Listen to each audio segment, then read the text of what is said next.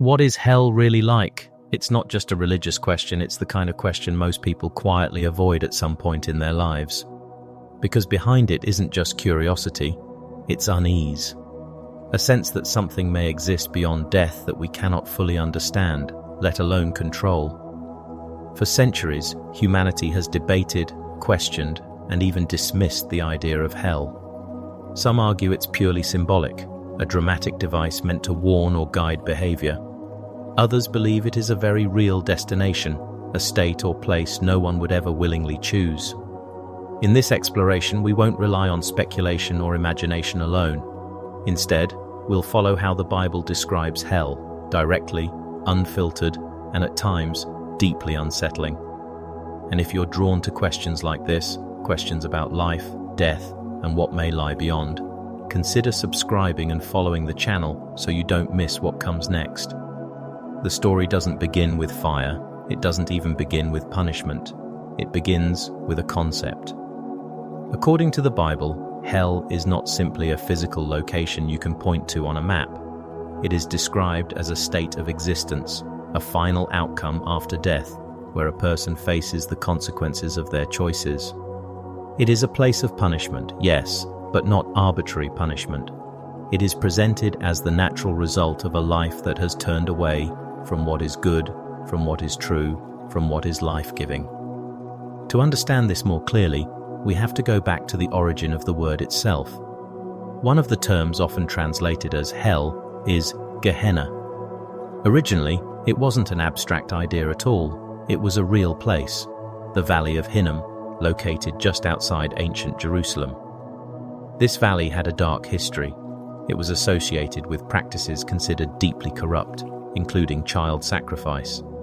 Later, it became a place where refuse was burned, a site of constant fire, smoke, decay, and destruction.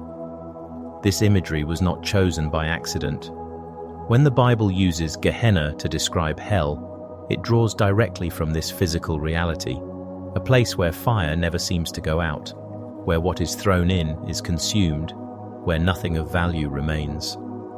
But beyond the physical picture lies something deeper.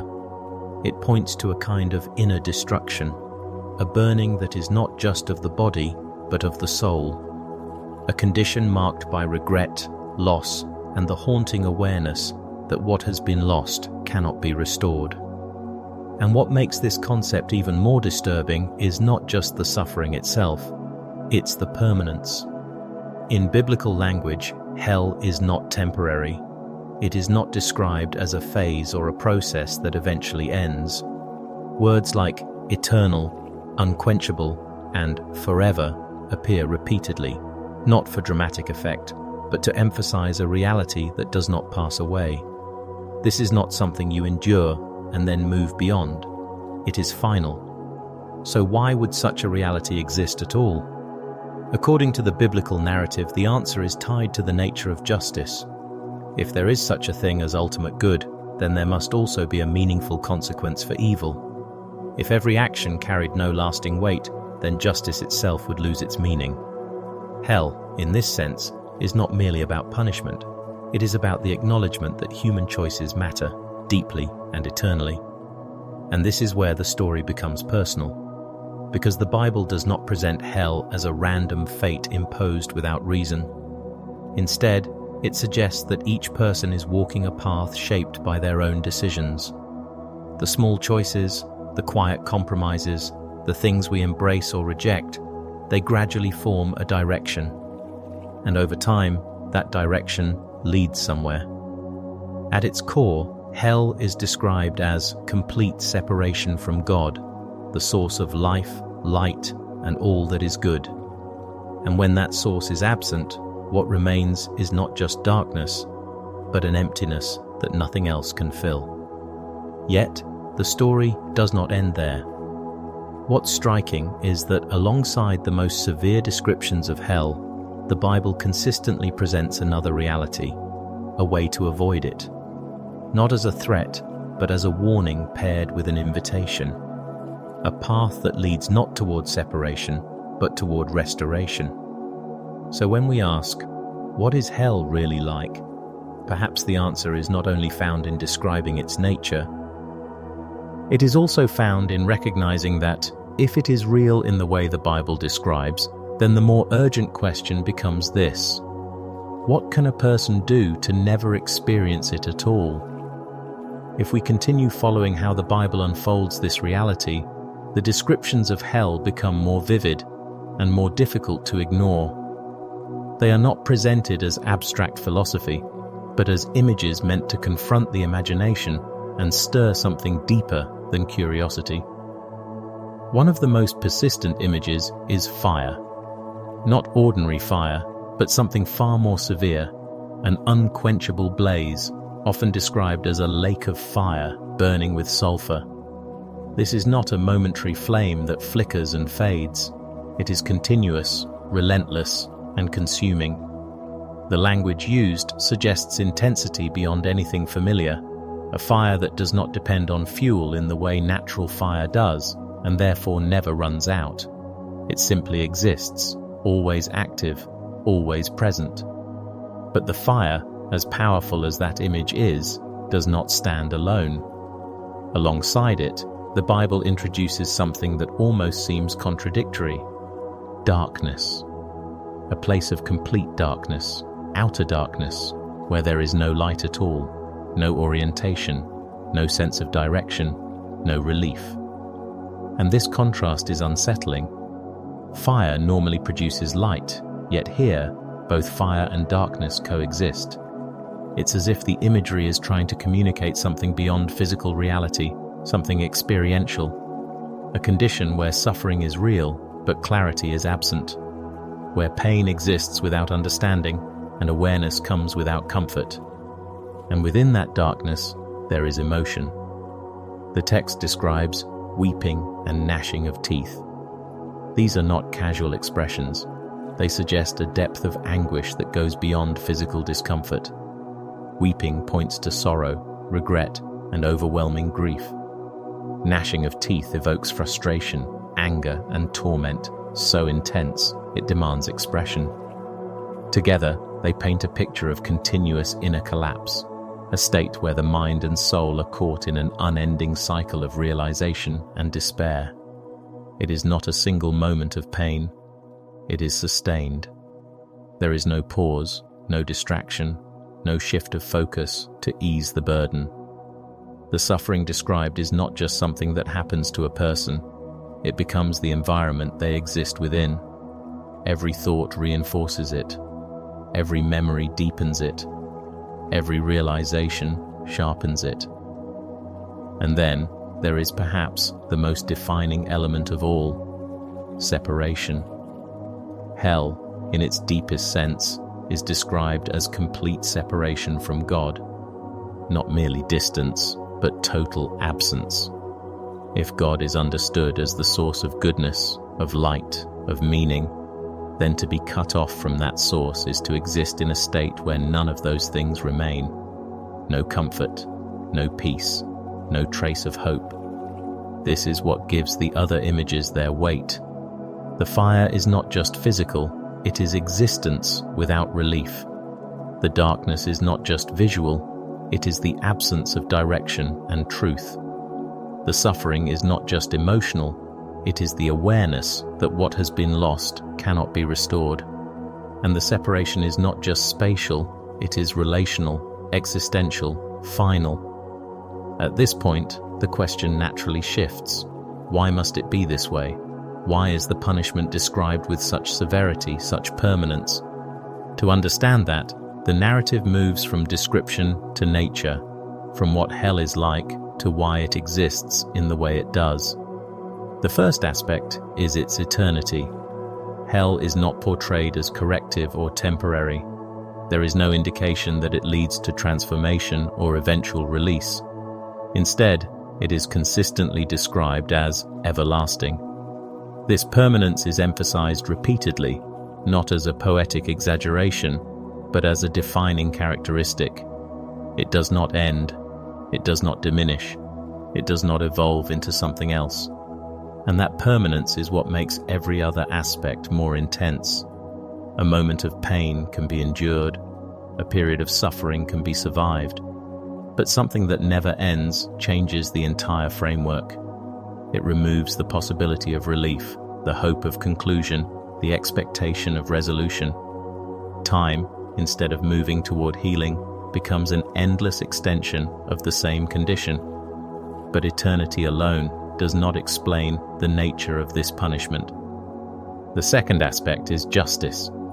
According to the biblical perspective, God is not only loving, but also perfectly just. These two attributes are not in conflict, they operate together. Love offers grace, but justice addresses wrongdoing. And if wrongdoing is real, if choices truly carry moral weight, then justice cannot simply be ignored. Hell, in this framework, is not arbitrary cruelty.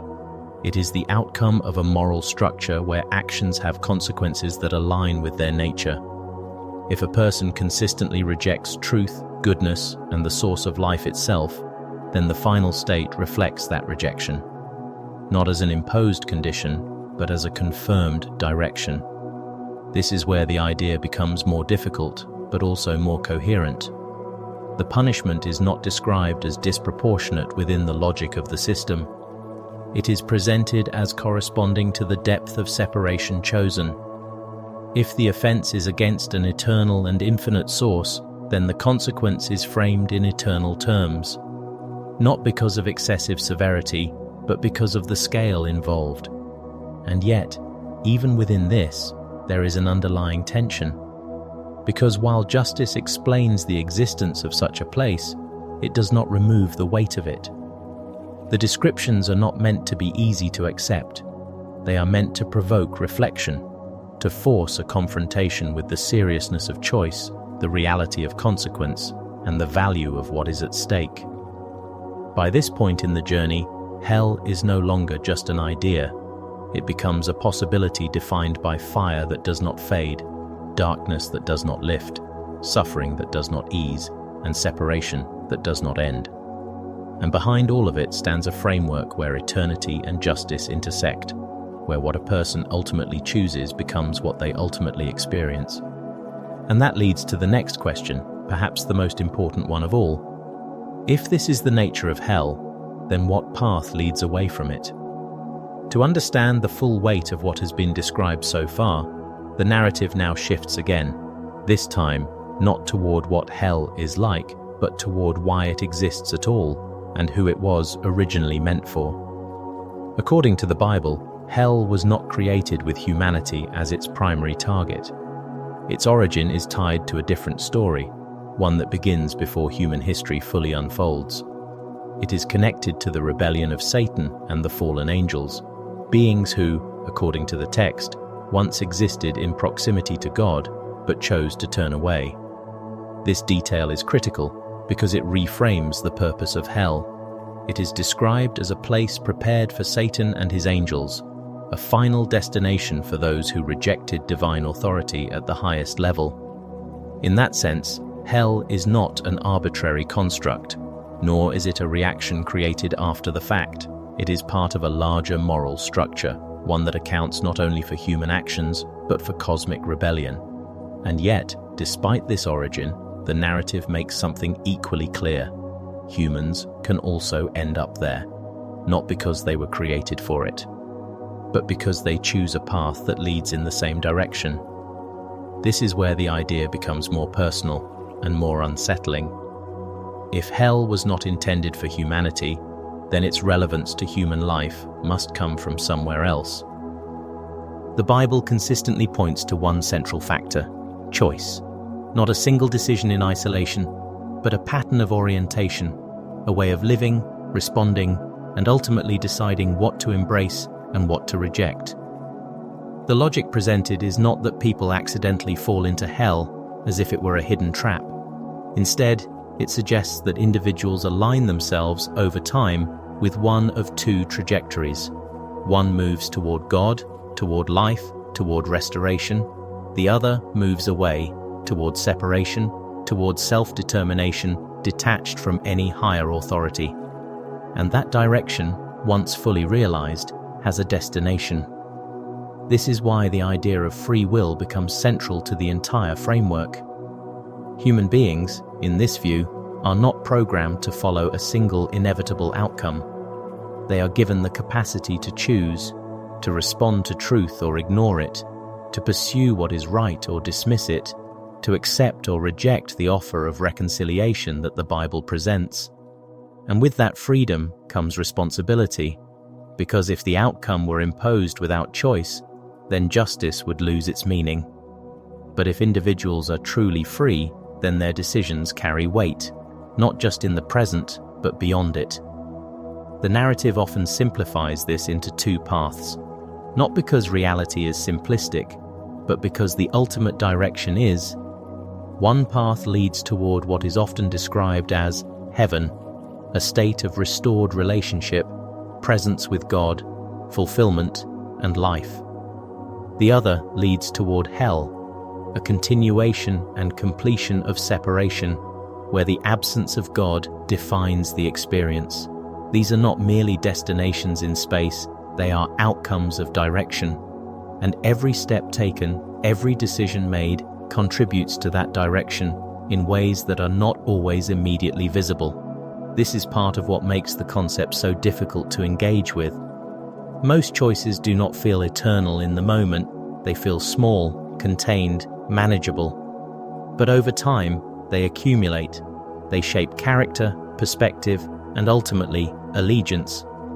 This is why the Bible places such emphasis on the idea of responding, of recognizing the path one is on, and making a conscious decision about where it leads. Because in the end, the distinction is not based on external appearance alone, nor on isolated actions, but on a deeper alignment. A person either moves toward the source of life or away from it. And that movement, once completed, defines the final state. There is also an important tension here. If hell exists as a result of justice, and if humans enter it through choice, then the question arises, are people fully aware of what they are choosing? The biblical narrative suggests that awareness is available, but not always accepted. Truth is presented, but it can be resisted. The invitation toward a different path is extended, but it can be ignored. And over time, resistance can become habit, and habit can become identity. In that sense, the final outcome is not sudden, it is consistent. It reflects what a person has been moving toward all along, even if they did not fully recognize it at each step. This is what gives the concept of free will its seriousness. It is not just the ability to make choices, it is the ability to shape an eternal direction. And yet, within this framework, there remains something that prevents the narrative from becoming purely fatalistic. Because the same freedom that allows a person to move away also allows them to turn back at any point.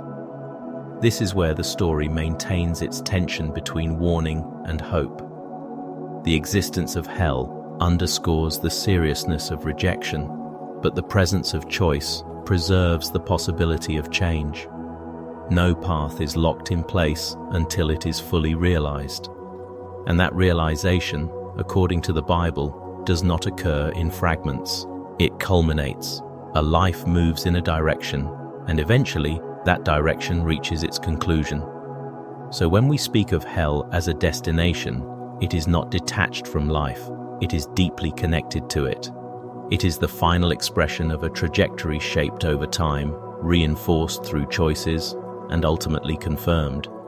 And that brings the focus back to the individual, not in a vague or abstract way, but in a direct and unavoidable sense. If there are truly two paths, one leading toward life, the other toward separation, then the question is no longer theoretical. It becomes immediate. Which direction is being chosen? Because if the origin of hell reveals who it was prepared for, and the reality of free will reveals how one might end up there, then the most important part of the story is not where it begins, but where it leads next.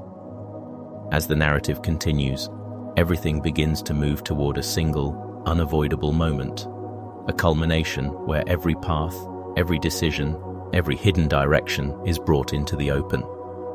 The Bible describes this moment as the final judgment. It is not portrayed as a symbolic idea or a philosophical conclusion.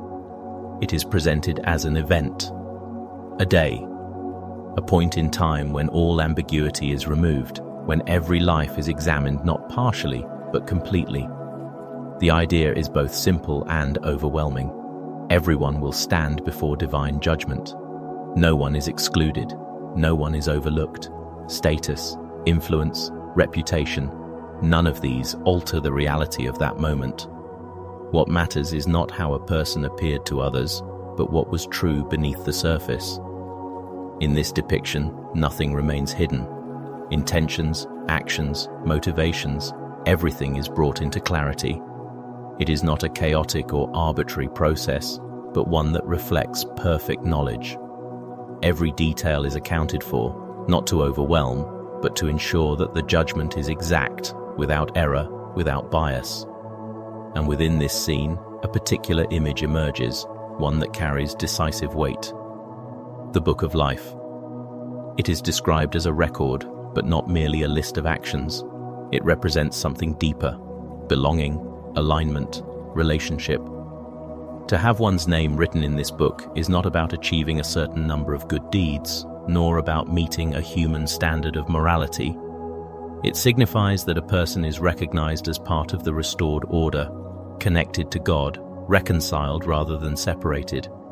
And this becomes the central criterion, not comparison between people, not relative goodness, but whether a name is found in the Book of Life. This shifts the entire framework. It moves the focus away from a scale of good versus bad and places it on a question of identity and response. Has the person accepted the path that leads toward restoration, or remained on the path that leads away from it? Because at this stage, the direction is no longer forming, it is revealed. And from that revelation comes the outcome. The Bible presents the result of this judgment in stark, binary terms. There is no middle ground, no undefined state in between. One outcome is salvation, entry into a state of life, presence, and continuity with God. The other is condemnation, confirmation of separation, a continuation of the trajectory that has already been chosen.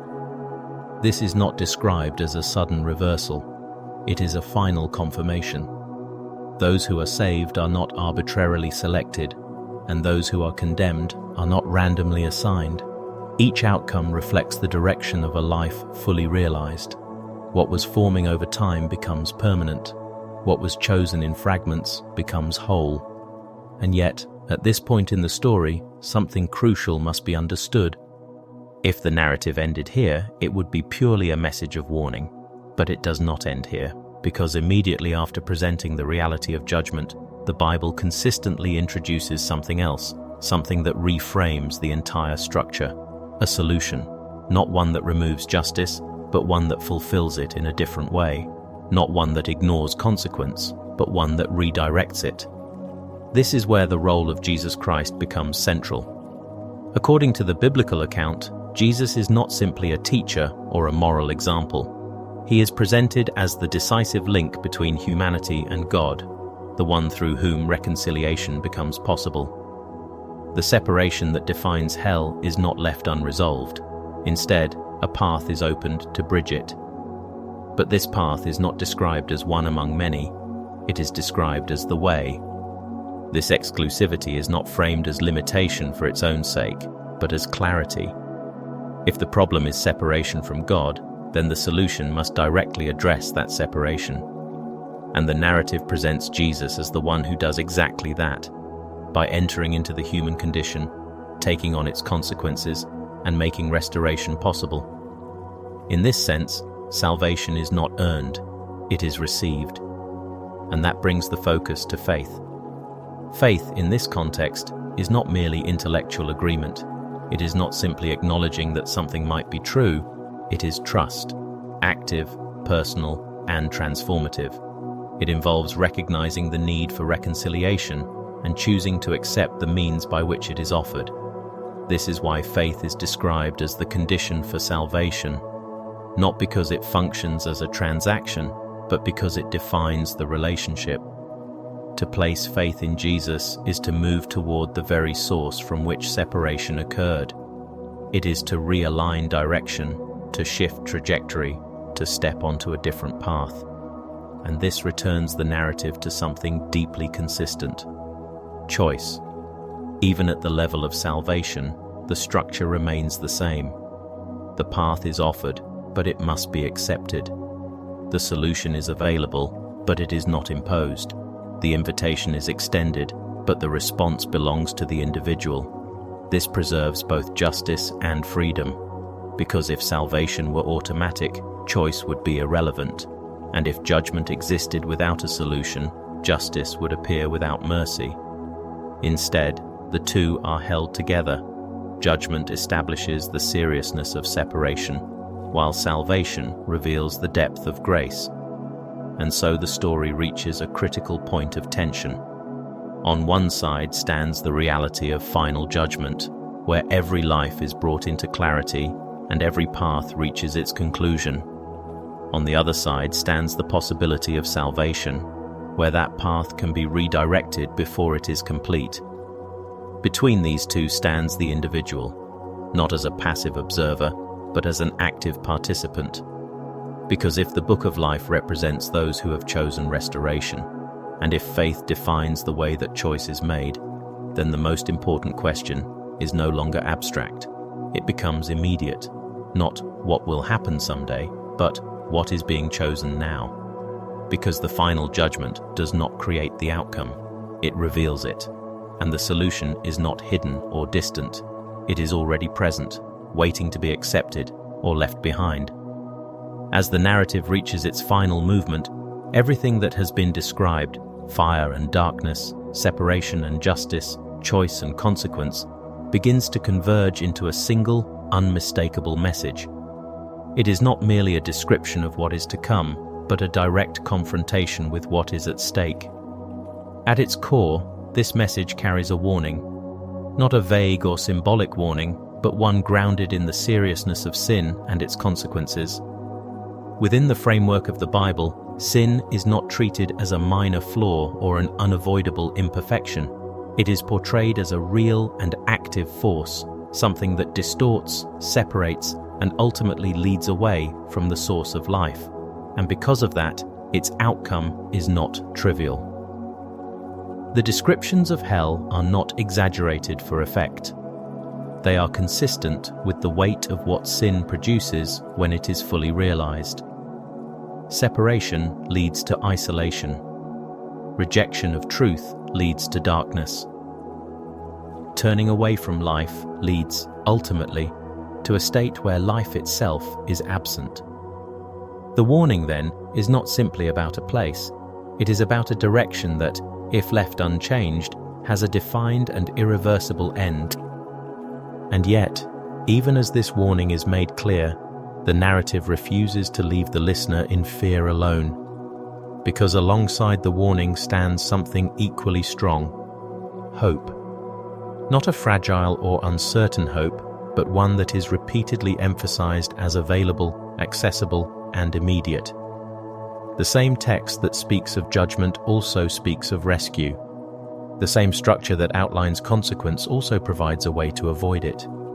This is not presented as a contradiction, but as a deliberate balance, justice and mercy existing together without diminishing each other. What makes this hope significant is not just that it exists, but that it remains open.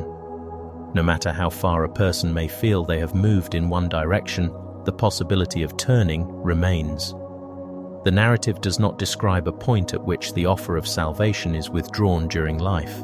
Instead, it consistently points to the present as the moment of decision, the space where change is still possible, where direction is still being shaped. This transforms the tone of the message. It is no longer just a warning about what to avoid. It becomes an invitation towards something else, a different path, a different outcome, a different end. And this is where the message becomes deeply personal, because an invitation, by its nature, requires a response. The text does not force a decision, nor does it assume one. It places the responsibility clearly in the hands of the individual. Two paths have been described, one leading toward life, the other toward separation. Both are real, both are possible, but only one can be chosen. This is the call, Not a demand imposed from outside, but a challenge that arises from within the narrative itself. To recognize the direction one is on, to consider where it leads, and to make a conscious decision about whether that destination is one to continue toward or to turn away from. It is a call to choose, not in abstraction, but in reality. Because choice, as the narrative has consistently shown, is not limited to a single moment. It is expressed through patterns, through priorities, through what a person ultimately trusts and values. And over time, those choices solidify into direction. So the call is not only about a future decision, it is about a present alignment. And that alignment carries forward. As the story comes to its conclusion, the central ideas remain clear, even if they are difficult to fully absorb. Hell, as described, is not a myth constructed for fear. It is presented as a real outcome, one defined by separation, suffering, and permanence. It is not something to be taken lightly, nor something to be dismissed without consideration. And yet, it is not unavoidable. This is the critical balance. The same narrative that affirms the reality of hell also insists on the possibility of escaping it. Not through denial, not through avoidance, but through a change in direction, a turning toward the path that leads to life. This places the focus exactly where it has been building all along, on the individual, not in isolation from the larger story, but as the point where the story becomes real. Because if everything described is true within its framework, if judgment is certain, if consequences are aligned with choice, if salvation is genuinely available, then the determining factor is not circumstance, nor background, nor even past actions alone. It is choice, a choice that is ongoing, a choice that shapes direction, a choice that ultimately defines destiny. And so the conclusion is not simply a summary, it is a return to the question that has been present from the very beginning, now sharpened by everything that has been revealed. If hell is real, if it is as serious as it has been described, and if there truly is a way to avoid it, then what matters most is not just understanding these ideas, but deciding what to do with them. Because in the end, the narrative does not leave the outcome undefined.